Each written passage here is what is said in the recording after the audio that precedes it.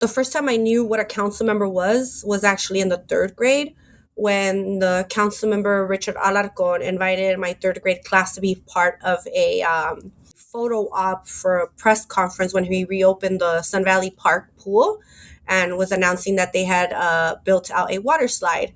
And that's when I was like, finally, like our park is back and we have a water slide. That's who's in charge of this, a council member. What does it mean now to represent the neighborhood that raised you?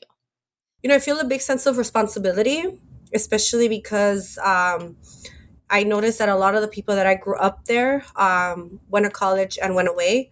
But now I'm actually representing the area where their parents still are. So to me, right, like just the other day, we had a health fair, a mental health fair at our local park. And a friend's mom straight busted a mission to come say hello. I tell my team all the time, like, when we need to get to the community, that the movers and shakers of the community are, little league moms. That they're at the parent centers. They're the ones that we really know what's going on. But if we show them that we're just as interested in what they have to say, not just what we have to say, it just makes it reciprocal and so much better.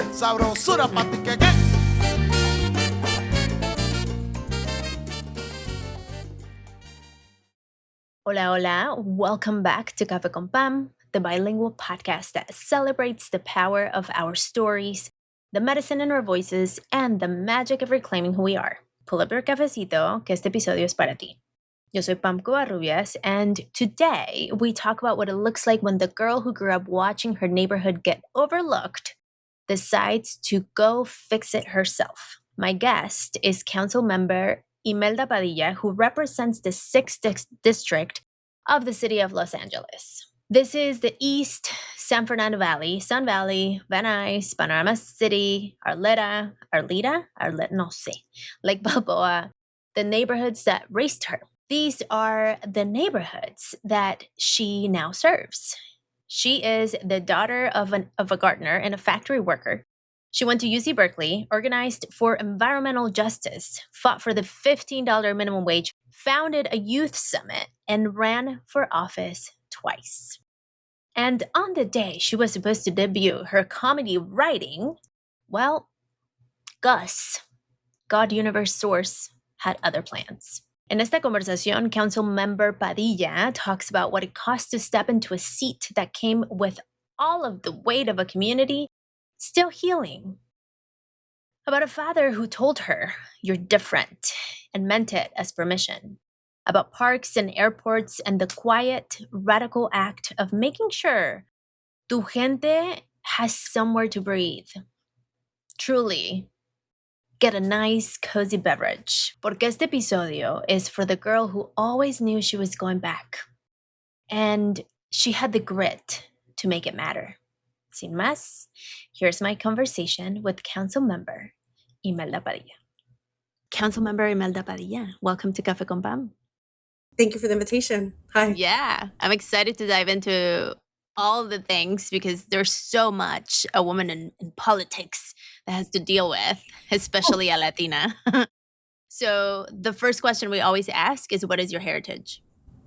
So I identify as Chicana, first generation. I was born to parents that met here in the States, in the community I grew up of Sun Valley, and they both happen to be from Jalisco. Wow. Yeah, they're not from the same town, but they're both Jalisquense. They met at church, and now they have 5 children that are from San Juan de los Lagos on my dad's side, and Atenguillo, a small little town for my mom's side. That's awesome. What number are you? I'm 4 out of 5. Oh, so you're on the younger side. I'm on the younger side, yes, of my siblings for sure. I'm the baby girl. And you're the baby girl? So were you like super taken care of? Like, were they strict? Very overprotective. I wouldn't say strict because my sisters did give me a lot of like guidance on how to like have a balance of, cool girl, schoolgirl kind of life. Yeah. My older brother, same thing, was very good at like making sure I had a life, but very guided, so very, very, very overprotective. Yes. Speaking of your sisters, I know your sister took you to the youth council when you were in 9th grade. Correct. So yes, My older sister, her first job out of UCLA was a field deputy actually for now Senator Alex Padilla. That was her first job. So it was kind of her introduction to a lot of things that, were related to official community government work. So when she saw that the city of Los Angeles had a youth council, I was in the ninth grade and she goes, "Hey, little sis, you want to join this? You get to hang out at City Hall, you get to go on field trips, know how the city works." And yeah, I did that and I really loved the experience. Got some of my own classmates to come to the program too. It's one of my most cherished memories of, pro before going to college. How did being involved at a city level at that age, do you think shaped your trajectory, your career? Oh, it absolutely shaped it. Because, I always say that the first time I knew what a council member was actually in the third grade when the council member Richard Alarcon invited my third grade class to be part of we're part of a photo op for a press conference when he reopened the Sun Valley Park pool and was announcing that they had built out a water slide. And that's when I was like, finally, like our park is back and we have a water slide. That's who's in charge of this, a council member. So that's what I knew it, right? So then here comes high school and my sisters are UCLA grads and my sister introduces me to this. So I kind of always knew I wanted to do political science and do community work. And then, but then I wanted to start working. So I did ninth grade was all about the youth council. And then 10th grade, I did get a part-time job. But it hit me again what an expert I was in the city of Los Angeles in a Chicano studies class at Cal at Berkeley. It was called Chicano Studies Global Cities. And the professor was an expert on New York and Florida. Teaching in California, interesting.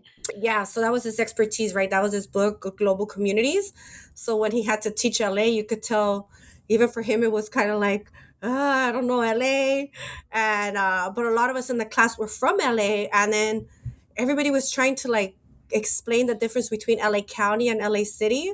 And I Mm. remember being like, you know what? Let me show you guys how it is. I got on the chalkboard and I drew out like an LA County and I explained like there's the valley and then there's San Pedro. And at the end of the day, it has to do with our proprietary departments with DWP and, the airport and the whole history of LA. A lot of it has to do with the history of water. And the Mm. professor was just looking at me like, oh, wow, she really knows her stuff, And Yeah. that was like my third year in college. So it was very much like, I can't wait to get back to LA. How was it for you to leave? For college, Yeah. well, it was good because the thing is, so again, like I always knew my career was going to be in LA, right? Mm. Los Angeles, one way or another. And, but, a lot of my story is shaped by my siblings. Um, my oldest sister, when she turned 15, wanted a car. My dad got her car. My second sister wanted her quinceañera. She got her quinceañera. And I did want my party, but my dad was in no mood for a party that year. He like begged me not to ask for a party. And I was like, fine, dad, I don't want a party. But my mom was like, well, rumor has it that in her 10th grade AP European class, they're going AP European history class, they take a trip to Europe. So my mom told my dad, that price is like a quarter of what the quinceañera and the car were. You're going to let her go and you're not going to say anything. So the experience of traveling at that age was when I knew that for college, I wanted to utilize college to get away because I knew that forever I would be in Los Angeles. So I had that intentionality very young, and I very much value those 4 years that I was able to go to Northern California and, kind of pull myself by my bootstraps, right? Because I was very overprotective. My sisters helped me find my first jobs in high school. Always had a ride, always had cash because my older brother never let me leave the house without cash. So being in Berkeley, I kind of felt, and being away, I knew what it felt like to have to do my own laundry, cook for myself, and have an empty gas tank, or an empty fridge, Yeah, and figure out how to do all that stuff for myself. And I very much appreciate it. Yeah. for sure. I bet the learning curve was interesting. There was parts that I loved about the Bay, and then there was things that made me miss Los Angeles, like having only two radio stations with a Spanish music was not the works for me. I Yeah. was like, I'm used to having seven radio stations to choose from, but I very much enjoyed it, and I would totally do it again. I love that. Now, you grew up in Sun Valley and you're back. So after you did the travels, after you went to college and went away, what does it mean now to represent the neighborhood that raised you? I feel a big sense of responsibility, especially because I noticed that a lot of the people that I grew up there went to college and went away, but now I'm actually representing the area where their parents still are. So Mm, to me, right, like just the other day, we had a health fair, a mental health fair at our local park, and a friend's mom straight busted a mission to come say hello. okay. She's like, Imelda, agarré el flyer y quería verte y aquí estoy, right? And like, to me, that means so much because I do know that, the son, a brother of someone I grew up with, was like, called our office because they wanted help with like a trash issue in front of their home. So now the mom to come, and then I have other friends whose mom, it's always the moms, like, oh, I remember that she went to school with you. So to know that there's señoras out there that have the confianza, so to speak, to Mhm. say, well, I'm going to call Imelda because Imelda's my leader now. It's refreshing. It's exciting. And, those are like the short term things that I appreciate being able to do as their representative, that they're comfortable to call when they need something. But I also feel a sense of, you know, my friends right now are having people that I grew up with they have young children. So Mhm. I also see it as I need to fix the parks. I need to build more parks so that in time, as their kids are visiting their grandparents, they have a place to hang out. They're excited to go to the shopping centers where the restaurants are, and they don't have to look at things they don't feel comfortable seeing. So it's a big sense of responsibility because even once I won the seat, a lot of high school friends will reach out on Instagram, and if I say, "Oh, of course I remember you," or I went to a neighborhood watch the other day where there was somebody that I hadn't seen since middle school, I'm like, "Oh my God, Evelyn, look at who you're here!" And that friend Evelyn, she's funny because she said, "I got your flyer that you were coming to a neighborhood watch, and I didn't want to come because I was shy and thought you wouldn't remember me."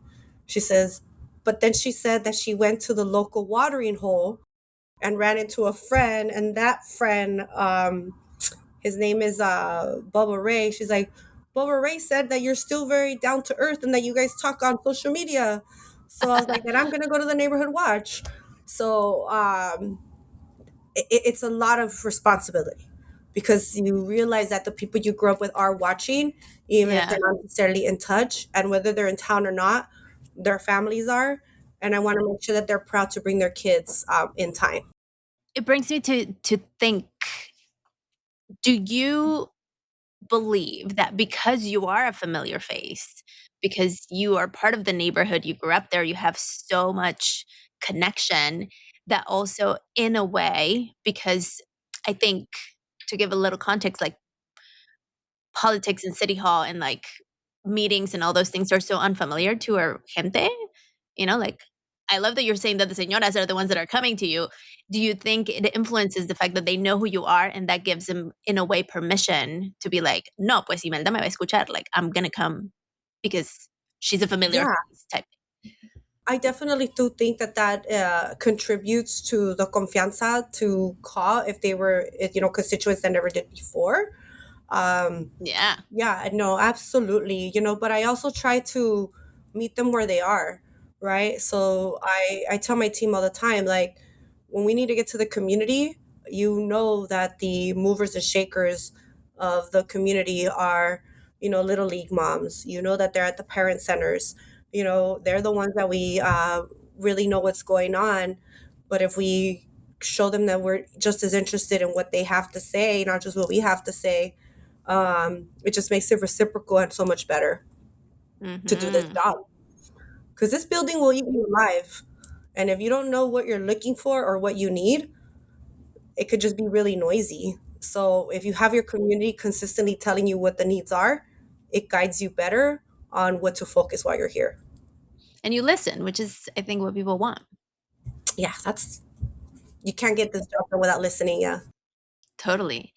Now, speaking of the seat that you took, you essentially walked into a house on fire.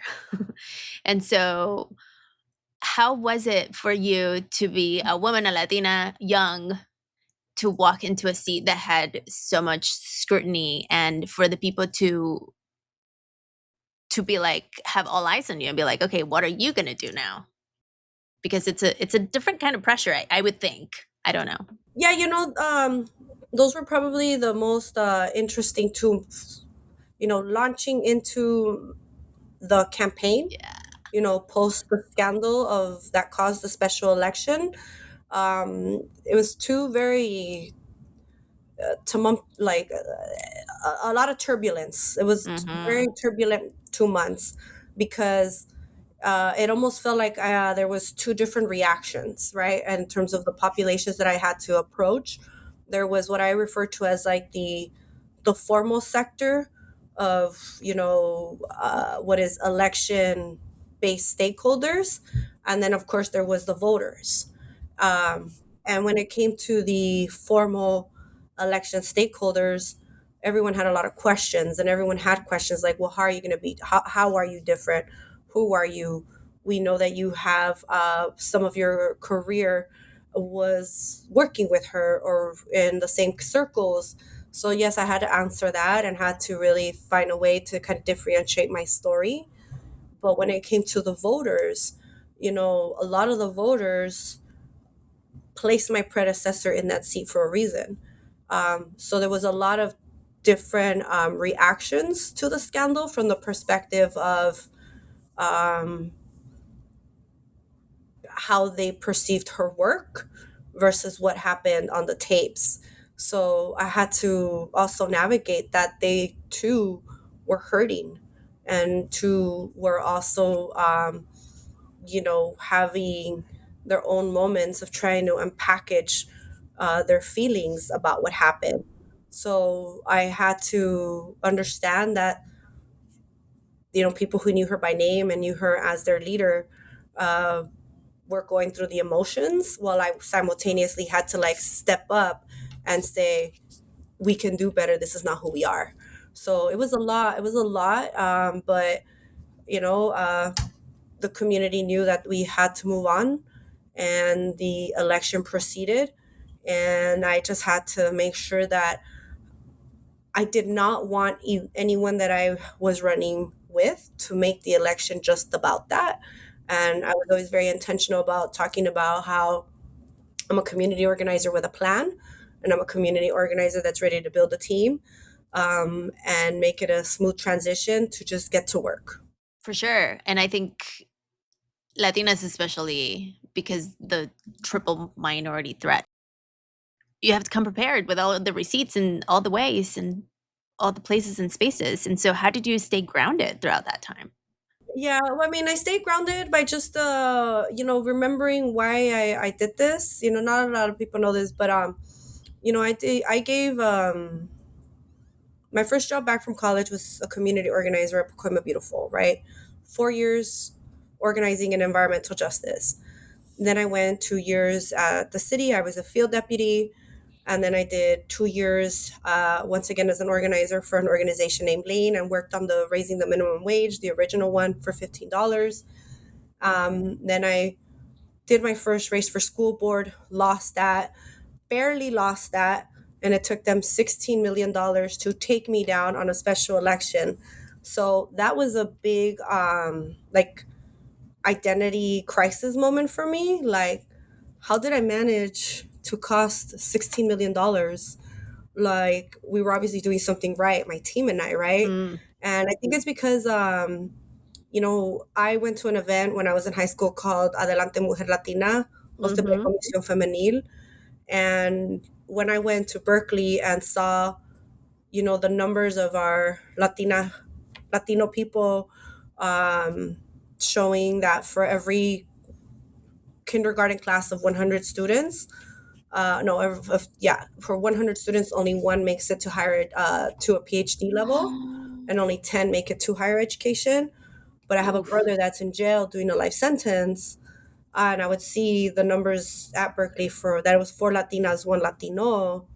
It was a carnival for the guys. For people that are, of finding your spouse age, it bothered me, right? Because I'm like, here I have this Latina friend fighting this Latina friend over who's gonna date this guy and build a family with him. And for him, it's like again, it's like a beautiful thing. But over here, we're fighting as women. But I would go visit my brother in jail, and I'm like, this is where another batch of young Latino talented Mm. men are, but they're here probably because they made a mistake and are going to probably be here for a while. I knew that I wanted to do something about it. So post college, I used to host something called Adelante Hombre Latino Youth Summit.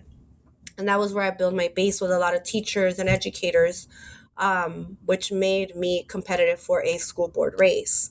Um, but, again, it was unsuccessful, but everything happens for a reason. And then I did 3 years at LA County, where I started the Women and Girls Initiative. That was probably one of my favorite jobs. I had a really good time with it. But then COVID hit. Mm. COVID hit, and I realized that I wanted to do more with my life. I felt like I had given all of my 20s and most of my 30s to the community. So, just like everybody, it was technically a moment where I was losing my mind. And I decided that I wanted to be a writer. And I went to, so I changed jobs because I wanted a job where uh, what you did after work was a scrutinized. So I went to go work in healthcare, government relations, but I was taking a screenwriter's class. I took a joke writing class. I took every writing class under the sun. I produced a show that's sitting on a shelf now. I developed a board game related to the show. I did everything. But right before like launching it, like doing a website and like letting everybody in my network know, like, hey, I kind of want to be a writer. Hopefully, you guys could come read my short stories. Um, yeah, I'm a believer, and I told God, you know that my writing is going to be real, raw, and controversial. And if I'm going to shoot myself in the foot, you got to send me a sign, but it has to be a sign that I cannot miss. No excuses of, oh, I should have known that that was a sign. Yeah. And the day that I presented my writing for joke writing, it was a Sunday. It was going to be a Sunday night. I literally woke up excited to like, all I needed was to figure out my transitions for my jokes, but they were all written. And I wake up to a group text of my coworkers from the Raise the Wage campaign because we're still very close. And they send me the LA Times article. Wow. Talk about a sign. That was a sign. Wow. The day I was supposed to do my writings. So you were literally put at a fork. Like you can choose this or choose this. How hard was that decision? Or was it like immediately that you were like, all right. It's funny to pose it as like, was it hard? Because I literally read all of that, and then everybody was like, these friends immediately started saying stuff like, this is your seat. You better get prepared to start a campaign next week. And I was like, whoa, whoa, whoa, whoa, whoa. Like, come over here. Like, I just wanted to go have fun tonight, with the 8 people that I invited. And the 8 people that I invited were 2 people from my family, 2 people that I've known forever in politics, and then, people that I met through the writing scene. And then I invited my English teacher too, from high school. So we're having dinner, and it was actually the friends from politics. My friend Gibson straight up said, I loved your gentrification joke, best gentrification joke I've ever heard. But when are we opening up the campaign office? This is your No seat. pressure. I was like, can you please let me enjoy dinner tonight? And then another one too, my friend Noel told me about how he loved the joke about my dad or my mom. Yeah. He goes, but he said, he's like, do I need to go through our boxes from the school board campaign to start the new one? I'm like, Noel, I'm also trying to enjoy dinner. Can Dinner. you guys please let me be a writer for a day? So it was very hard is not the word. It Mm, was very like you knew what you asked God for. And when God does speak to you, you can't get mad. So mm. I think what I was telling myself more was, how do I even get started with going back into this? Because I knew I had to tell my healthcare employer, Yeah. and I knew that I was gonna have to put all of that creative work like on a shelf, and I did. But what I noticed was the silver lining is that going through that phase of I want to be a writer helped me tell my story so much better this second round in my election Mm. compared to the first time that I ran. So it helped you. Well, absolutely, it helped me. And I think even to today, it's easier for me to articulate my story because I've never been someone that's, I've always prided myself as being a good creator of teams and more of a coach. Mm, So that first round when I ran for school board, to tell my personal story, to brag about my successes and accolades didn't come natural. mm. So now, the second round, it was so much better to be able to tell my story and wear my accolades in such a way that help people like identify with me. You know, You model. exactly. Yeah. And do you think it was hard before because culturally we're told to be humildes and, you know, calladita? Yeah, I gotta give props to my father because my father always told me that I was different and that it was okay to be different. Mm. He always told me, tú eres fuerte, tú eres diferente. He always told me, cuando te vayas a casar, make sure that the guy knows que eres comelona. Make sure that the guy knows que eres opinada. And, he always told me, make sure you're with a guy who's not insecure about you being fuerte. So Mm. I appreciated that about him. My dad was not a fan of George W. Bush and was always making like jokes about him and sarcastic jokes. So whenever I would do anything that was like querer, like wanting to reprimand me or Yeah. whatever for something, he would always make a joke of, "Well, I'm going to send you to the White House with George W. Bush." So he always, you know what I mean. So he wouldn't punish me if I was loud. He wouldn't punish me if I was opinionated. Um, I think he I have three aunts, so his three sisters that never married because our grandpa was like that. Mm. So I think when he had his three daughters, my dad raised us to like, no, you're gonna go to school. No, you're gonna learn how to drive. You're gonna learn how to make your money. And I think it spans from my father seeing his sisters suffer from having a father that told them no se casen because then you guys have to cut your inheritance with your brothers. So my dad saw his sisters suffer from that, right? Uh-huh. They like that stereotype of señoras cotorras. My dad didn't want that for his daughters. My dad Wow. wanted his daughters. So it was like not that he was anti macho, he was just pro mujeres. It was pattern breaking. Yeah, he was breaking the patterns that he didn't like with his sisters, and he did marry a pretty strong woman himself. My mom is not, calladita herself. And I think that's where it started, right? Like I know I have friends whose fathers didn't let their moms drive, or my mom drove. My mom still did everything else that was traditional, right? Cooked every day, sewed our clothes, cut my father's hair, you Mm. know. But at the same time, though, my mom did work. I mean, we know the moms are the ones that make all the decisions. She influenced Oh yeah, dad to let you travel. yes, exactly. And my mom told my dad that she's gonna travel and you're not gonna say anything, right? And I was so surprised. Even like my mom was on vacation when my father passed away because Oh. he died in a work accident, and like about 2 weeks after my dad passes, my mom tells me, "Please tell me your dad had at least $45 in his pocket when he passed away." I was like, "Yeah, mom, he had exactly $40." okay, because then that means he did get paid by blah blah blah client, or else I was gonna go reprimand them. I'm like, wow, you knew his money like that, mom. She goes, yes, Yes, I did. So it was, you know, it was always that. Oh, that was always very impressive to me how they really were like a team, you totally. know. And to him, it was like, well, my girls are gonna be similar to their mom, and I gotta Yeah. support that. And he broke the pattern of señoras cotorras. Exactly. Yeah. Hmm. That's awesome. Let's take a quick coffee break, super quick. Sabrosura pa' ti que qué.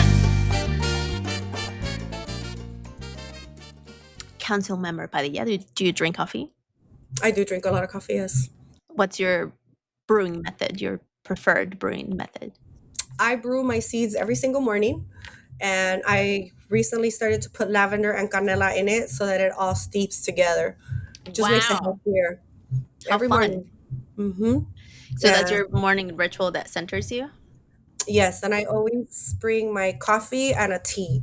So every day, like I'll drink the coffee on the drive over here, and then throughout the day, I drink my tea because I need something that keeps the nerves down and the organs relaxed. So Yeah. um, that's what I do every morning with while I'm putting away my dog and feeding my dog and watering my plants. And I like to sit in the morning for at least 5 minutes to just kind of mentally remind myself, like, this is home, this is your life, this is your responsibility. um, Make sure that you have the things to nourish yourself throughout the day, because if I don't, I do get burned out. My team is starting to notice that if I don't do my disciplined routines, I will have a day where I'm like, hey, I'm not coming in because my body won't let me get up. So I do have to be very intentional about taking care of myself. Totally. And I love that you mentioned the team noticing. So, how do you empower your team to be like, you need to take a break? Like, the work is important and the human is also important. Yeah, so like I said, I've always prided myself on being a good coach, right? Like I'm good at making teams. So I do have a master's in public administration. So like the lessons that I learned in that, as well as like through the trainings of being a community organizer in the nonprofit space, I Mm, like to think that I brought them here.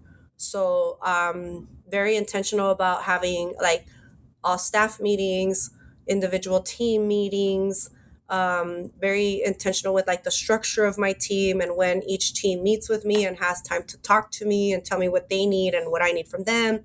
So very disciplined with that. That's very public administration of me, intentional agendas. But I do tell my team all the time, this is not a job. This is a lifestyle, mm, right?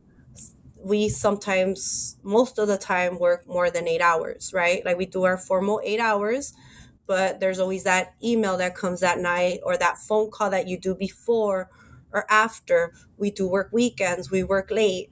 So I tell my team, if you're sick, go be sick.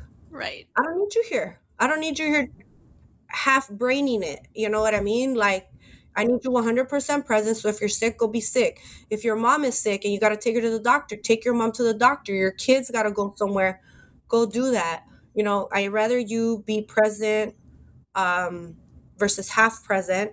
But like when you have to handle something personal, you have to handle it Mm, because it's not productive to be here when I know that you have something else to focus on. So yeah, so we ask.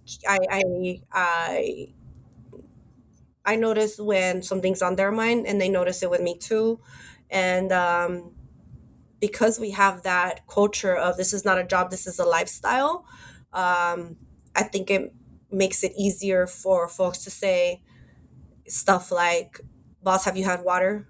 You know, yeah, boss, did that last meeting really get you going that you need to skip the next one? So we do talk to each other in that kind of way. that's awesome. Because many times I think when like you're the boss, there's this hierarchical um structural stands that we've been trained just by just the system. So I love that you break that mold and you allow this sounds like a circular type of way of existing where everyone has agency to say, take care of yourself. Yeah, take care of yourself, and also speak up, and also ask questions. There's no right or wrong answers. And we also are very intentional about separating, um, showcasing our personal respect for each other. Like, we have a what's up group on our personal phones, right? And like, that is where the guys on the team are always talking sports, right? That's where that meme that somebody wants to share with everyone goes to, right? It's where the happy birthdays are. It's where the what did you do this weekend is. So yeah, it's just a way of continuing to stay in touch, um, and also understanding each other's humanity, and the fact that we do have lives outside of this job. Yeah. Especially in a job that is serving so much the Yeah, I mean, public. we're constantly solving problems, right? Like, people call us for the those things that cause a lot of irate, right? Like, get this trash out of here, or my light's not working, or someone crashed into the fire hydrant and there's water everywhere, right? Yeah. Like, we're constantly solving problems. And also, because we're very in the fields, we also get calls about people's issues related to immigration, or issues related to family separation, or mental health. And so we are kind of like a connector to, oh, well, that's an issue related to talking to your federal leaders or your county leaders. So it's constantly referral Mm. and problem solving. So it gets draining. And that's why, part of the things that we celebrate on the What's Up is who ran a 5K this weekend, who walked these many miles. And it's good for us. Yeah, absolutely. I think it's important to keep the human side human, because oftentimes we could be kind of like looped into the work and forget that. So I love that you do that. Oh, thank you. Okay, let's get back to the show because it's supposed to be a quick coffee break.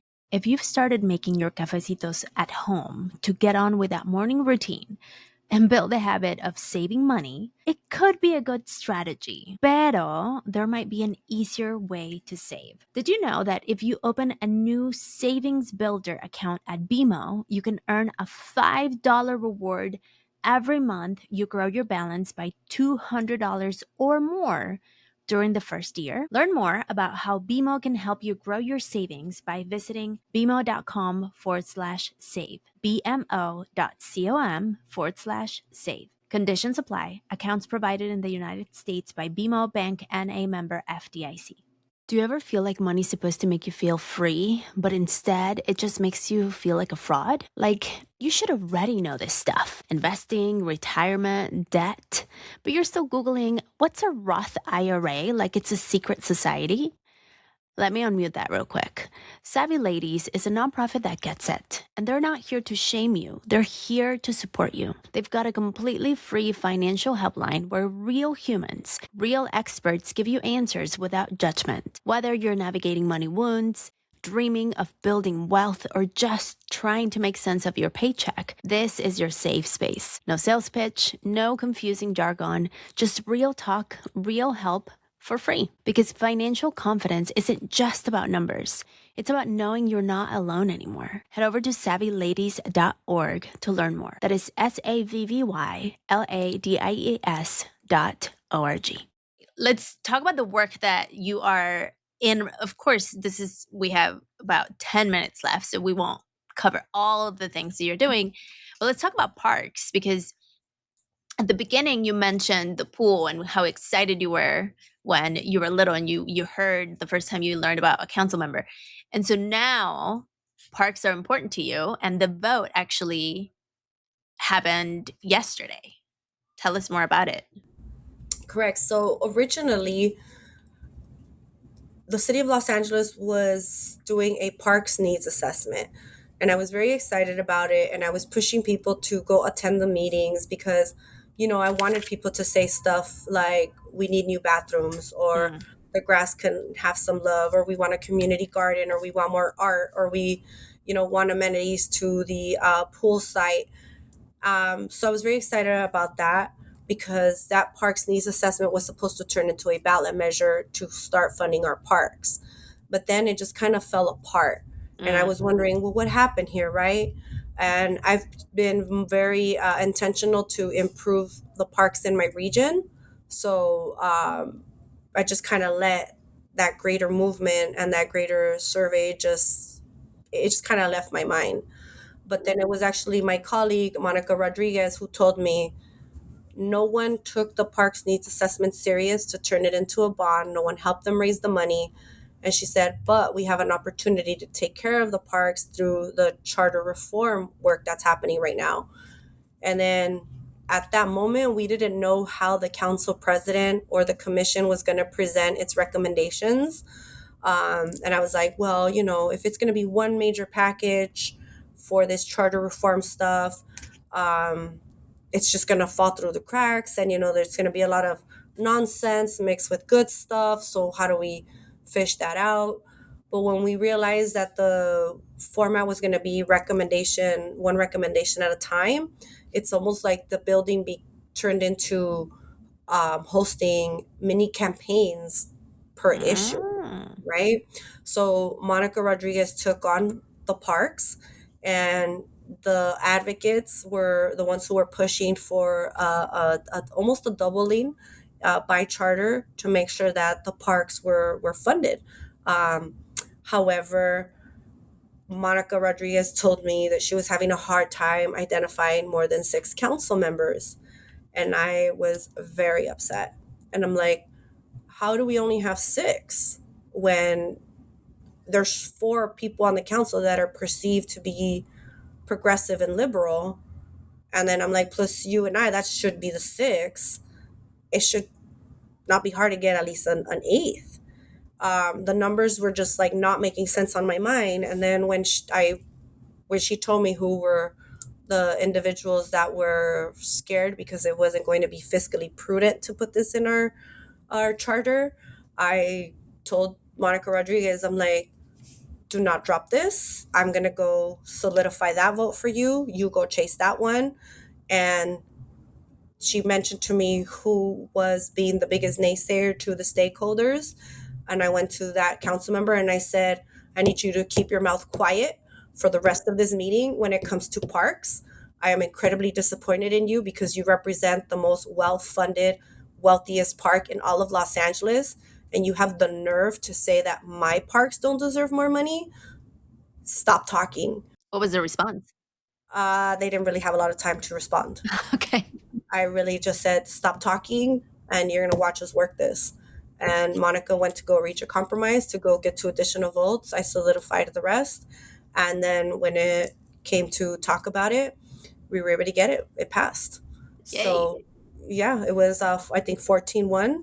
And now it's going to be on the ballot for folks to, City of Los Angeles, to decide if they want us to increase the amount of funding by charter throughout all of Los Angeles for the next 10 years. Yeah. So it took work, but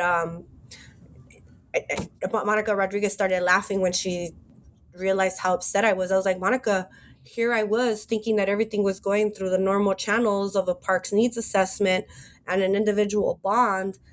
Yeah, I didn't know I had fallen through the cracks because I don't sit on the arts, parks, and culture committee. And it's usually those who are in the committee who know what's going on. So I was just more focused on my district alone, right? But on the grander stuff, where she told me this fell apart because she is on that committee, I was like, you're going to keep working and I'm going to keep working. And, part of what we had to do was tell the naysayer, stay in your seat and stop talking. So this is going to be on the ballot on November 2026. Yes. For context, LA spends $92 per resident on parks versus $283 per resident in peer cities. So it's like triple almost. Almost. And so it's big. And also in 2026, LA ranked 93 out of 100 in the National Trust for Public Land Park score. And is the 7th consecutive year of decline. So this is important. It is important, especially because in my own household, right? Like my father was a gardener and he worked from 5 to 5. And then my mom Hmm. worked in a factory from 3 to midnight. So for those 2 hours, my siblings and I were raising ourselves, right? And we spent a lot of time at the park. A Yes. lot of time at the park. It was a safe place. It was a fun place. It was a fresh place, right, with all the beautiful trees. And my brothers played the sports. I was always just there hanging out with friends. Also, I noticed that that wasn't just like the common thing in my community that I represent of Sun Valley. Like that was what families in Pacoima did, right? They were in love with their Huber Humphrey parks. They were in love with Richie Valens, right? Same thing in North Hollywood, right? Wetset Park. It really is a big deal in the San Fernando Valley to utilize our parks. The Little League culture and now the soccer compared to when I was a kid, like it's huge. Mm, Sunday league with fathers, and the moms with the it's a whole scene. It's a very well organized, very happy people scene. In fact, to be honest, the biggest thing that I feel like I'm missing out on, not being a mother yet, close to being 40, is that I want to be part of the little league scene. I kind of just see it with my nephew and I love it and I'm so happy while I'm there. It's such a fun place to be, right? And to utilize that as a lifestyle for your weekends. But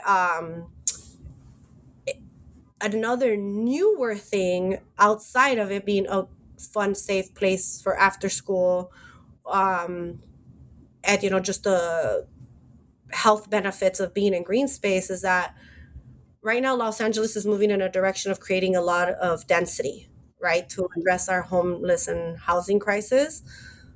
And because we are moving in that direction, you also do have a wild, wild west situation where developers are just trying to come in and build these ugly, gigantic apartments without thinking about the dignity of living in such a place. So I always say, just because you're building an apartment doesn't mean you don't incorporate shared space and green space. mm, Because where are these children going to play? Where are the seniors going to sit and enjoy the sun and people watch? So I have been pushing more and more that the developments have to have open shared space, but also let's not forget that these are families that don't have a front yard or a backyard. So therefore, we need to protect their parks and make sure that they are programmed for when they're outside of these high density living spaces, um, because we all need the green space and the open space. totally. And those are the third spaces that people talk about often. The your house and school for kids, and then the third space would be a park or a library, which are typically underfunded. Super underfunded, yes. I love my libraries. No. Um, I do something called Love of Literacy with them during Valentine's Day, with the message of you can't love others unless you love yourself. Mm, And the more you read, the better your vocabulary. The better your vocabulary, the easier it is for you to express yourself. So read, read, read. And yes. it's become very successful. Yay. That's so important. Okay, let's abruptly move to airport because the Van Nuys Airport in your district is one of the busiest general aviation airports in the country, actually. And so, for a long time, your residents have been fighting noise, fumes, et cetera, into homes and the contamination that's dropping into the homes and the schools for many years. And so, tell us more about it.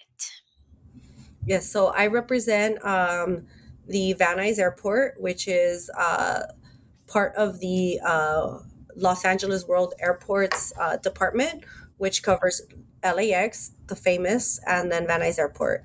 And yes, it is home to a lot of chartered flights. So when celebrities are coming to Los Angeles, they're probably at Van Nuys, right? Or Yeah. when they're flying out of Los Angeles, it's probably out of Van Nuys.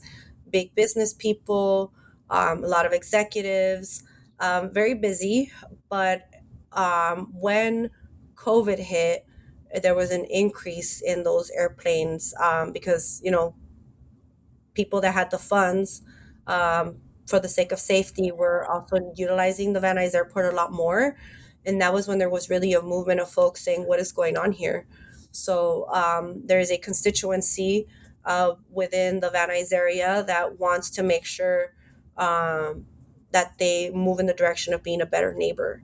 So I've been doing a lot in that airport related to the future of the land use, and specifically a region that is immediately across the street from houses, right? We're exploring to swap that with another location that used to have a hotel that is no longer operational. So we're thinking move the commercial across from the houses and move that aviation space closer to the more industrial where the hotel used to be. So that's something that's being explored. A lot of different things going on at Van Nuys Airport. However, there's a lot of different bureaucratic spaces where decisions for the airport are made. And one of those is the Board of Airport Commissioners, famously known as BOAC. And when you look at the configuration of who sits on there, it's not necessarily folks whose main priority is people's relationship with the airport, but more people's utilization of the airport for things such as, um, maybe business type goals, right? Mm, Business goals or competitive aeronautical, reputation goals, not goals related to are we a good neighbor. So mm, through this charter reform opportunity that we had, my team put in a recommendation to amend our charter to say that BOAC should have 5 seats related to stakeholders directly impacted by the airport. And we wanted 3 to be from the community and impacts related to LAX, and 2 related to the regions and impacts of Van Nuys.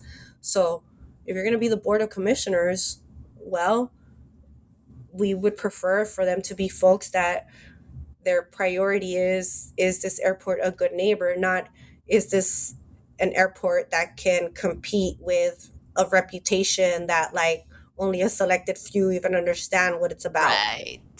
So me and Tracy Park, who represents the airport, um, and Westchester, we presented it, we made our case, and our colleagues agreed with us, and we now placed it also on the ballot. So hopefully, voters of Los Angeles agree that the airport should be represented by people that care about it being a good neighbor, not just having other random reputations that are not necessarily related to their placement in this town.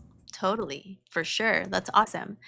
Okay, so to close us off, your district also has 7 FIFA games, and we're recording this in the middle of the World Cup.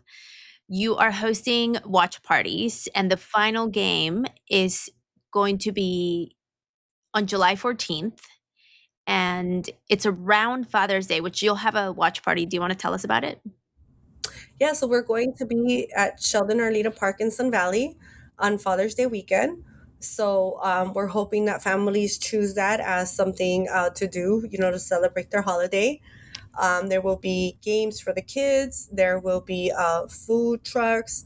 There will also be vendors, and just a really nice ambiance. Sheldon Arleta Park is a park in the making. It still has a strategic plan that we're trying to grow it out, but for the amenities that are there, it is the part of my region that has a lot of soccer enthusiasts. Mm, So I wanted to utilize this as an opportunity to also show constituents that we are paying attention to this park.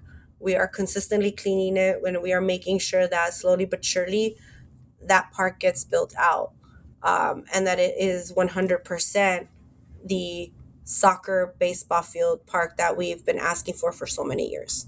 that's awesome. Last couple of questions. Do you have a remedio you want to share with us? Oh, that's so funny. Yes, I could. There's two that are really big with me. Sal de uvas, carry with me everywhere. Everywhere. Carry it with me. It's on my desk because I talk a lot. I eat really fast, so sometimes I just need a sal de uva to like you know burp it out. As gross Yes. as that sounds, but it's Mexican Alka Seltzer and it works. Yeah, it does. So I'm a big Saldivas person. And two, I have a lot of love for sobadoras. Mm. Sobadores. Oh yeah. I will go to another state. I will go to Mexico and go across the Sierra for the sobadores that are on my Rolodex when I really need a good adjustment and cracking. They're so good, but they're tough. Yeah, like my little brother said, can't go to them. He goes, if they crack my leg and it hurts, I'm gonna kick them. I'm I like, know. no, you I need to know. relax. You feel like a brand new person, right? Like, I didn't know my neck could crack like that, I but know. Kind of wild. yeah, it's kind of wild. And the last question is, what is the legacy you want to leave behind? I, you know, I want to leave the legacy behind of that access is not impossible, and collaboration is an art, right? Like I'm not someone who does my work from a political philosophy that defines my identity. I very much, you know, um, I'm well read and well versed on a lot of different political philosophies out there.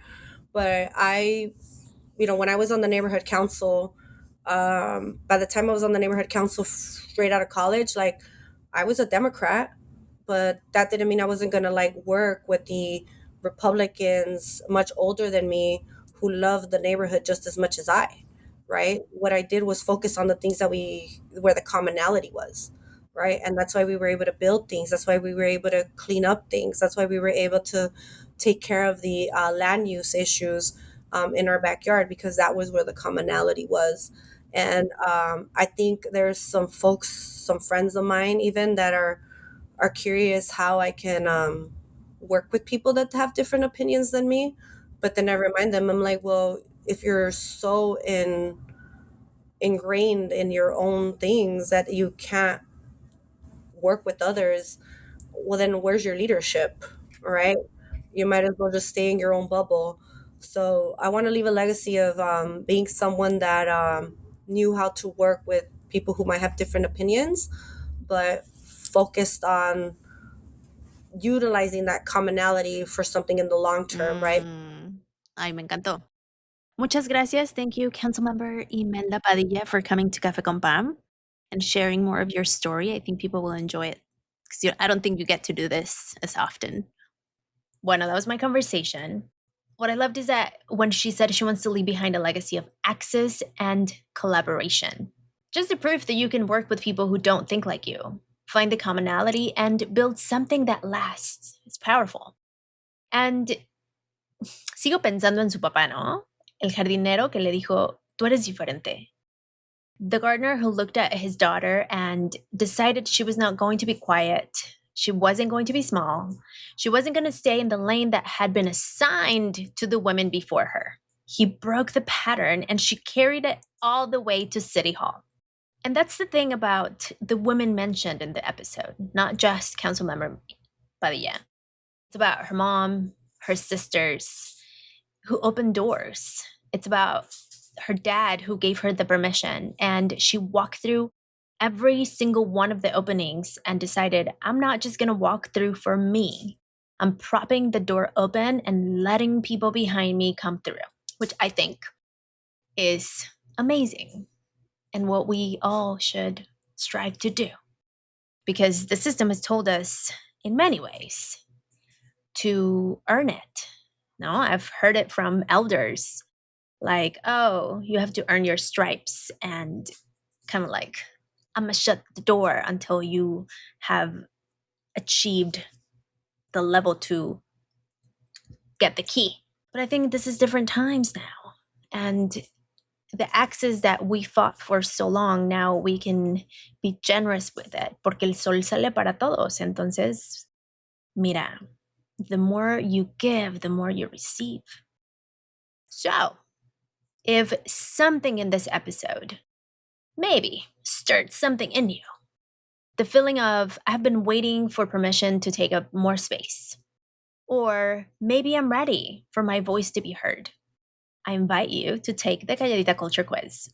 What it will do is it will give you language for what you've been carrying. It takes 3 minutes, 5 minutes maybe. It's free. Go to cafeconpam.com/quiz and see what happens. Y bueno, espero que te haya gustado este episodio. I had a lot of fun recording it y nos vemos a la próxima. Sigue brillando.